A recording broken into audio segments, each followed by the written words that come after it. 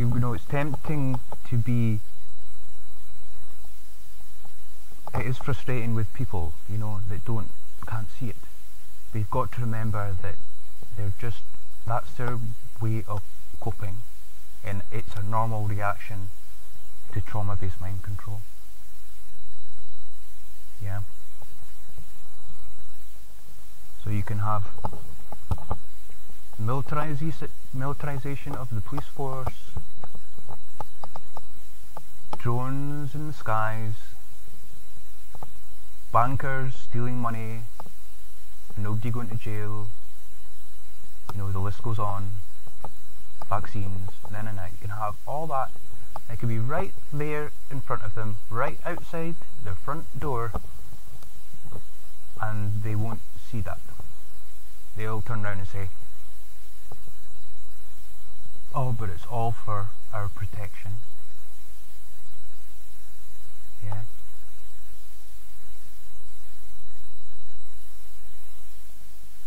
That's fucked up. That's really, really fucked up. So you've got to keep this in mind when you're speaking to these people. You know, it's like, how many times have you heard stories of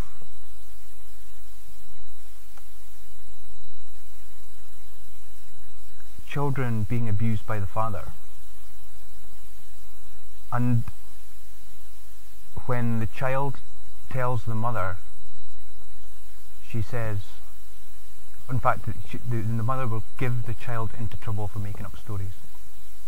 You know, even though she knows that the abuse is going on. It's like the unwillingness to face the reality of the abuse, even by somebody who knows it's going on. It's not even happening to them. Yeah, they're just a witness to it, or they know that it is happening.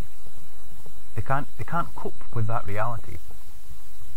So they'll actually scold the child for making up stories. How could you say that about your father? Are you wanting to break me and your dad up? You're a terrible child for saying such lies. You see how that works? So in the same way, you know, all these people are witnessing, you know, these psychopathic crime cartels raping and pillaging every fucking thing in the world, taking money right out of your pocket, resources, a complete disregard for humanity, the planet, whatever. But you try and tell somebody that, and suddenly you're the bad guy, you're a conspiracy theorist, you're nuts. Yeah? And that's why people react that way. And this, again, I like this little bit at the end where it says,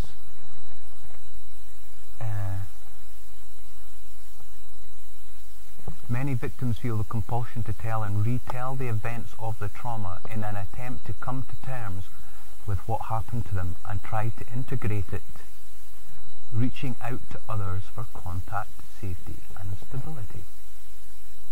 Right? So if you never give people a window to do that, yeah, i.e. you pile trauma upon trauma upon trauma upon trauma continually, yeah, then they'll never have that space to reach out to others for contact, safety and stability, to tell their stories, to go over what it is they've suffered and to integrate it, yeah, make conscious connection with their feelings about it, and therefore heal. And that's why you see the non-stop trauma. It's a trauma machine. Psychopathic hierarchy is a trauma machine. So if you think about that, yeah, if suddenly all the trauma that's happening in the world stopped,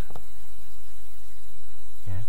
So imagine, like, say for instance, all of a sudden tomorrow, every psychopathic person in the world suddenly had disappeared and there was no psychos about.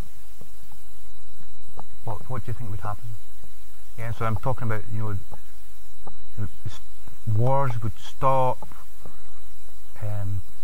mind control media would stop, big pharma drugs companies would stop, you know, making drugs for profit, you know, go down the list of all the things that are psychopathic, yeah? If all that stopped, what do you think would happen?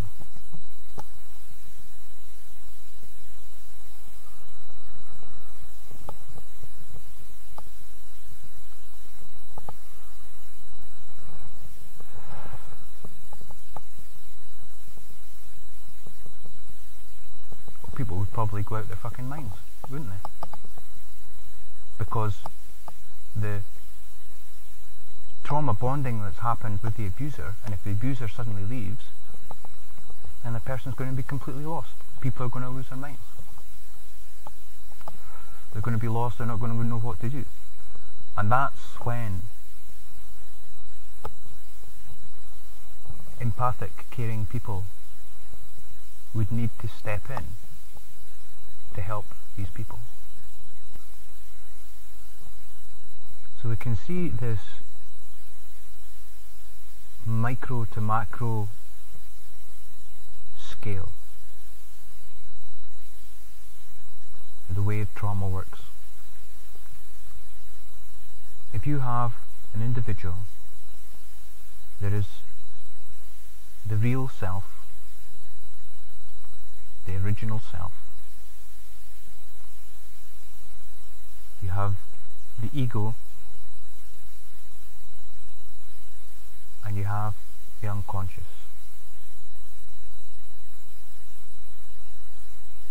And then on a macro level, you have the real selves, the real souls, the always seeing the truth part. Those who can see through the lie. You have the ego in the form of the psychopaths. And you have the unconscious represented by the unconscious masses.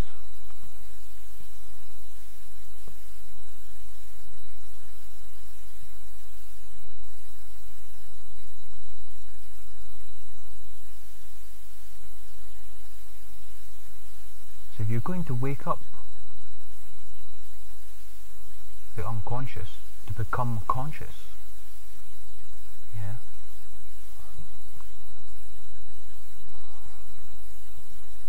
you've got to go through the ego, or you've got to reduce the ego or put the ego back in its place.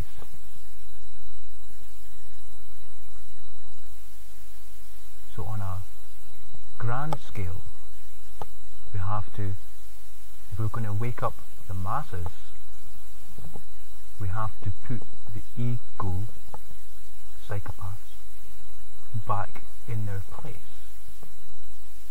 which is not ruling the roost with their hands on the steering wheel, because that's not the job of the ego. That's the job of the self. The natural function of the ego is to keep you going in times of danger, life-threatening situations, or when there is incoming trauma to the mind, body and soul. Because if you didn't have an ego, you could literally die on the spot from trauma overload.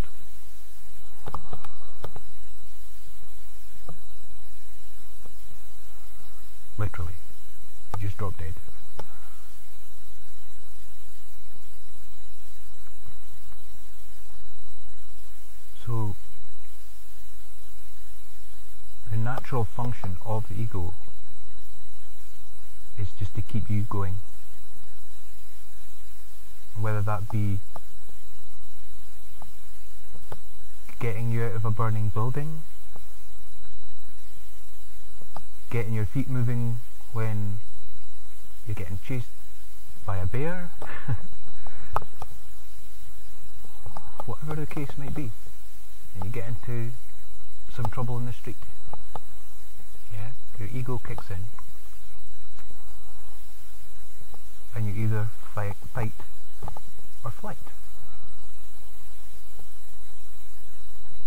So it has a function, and it's vital to survival.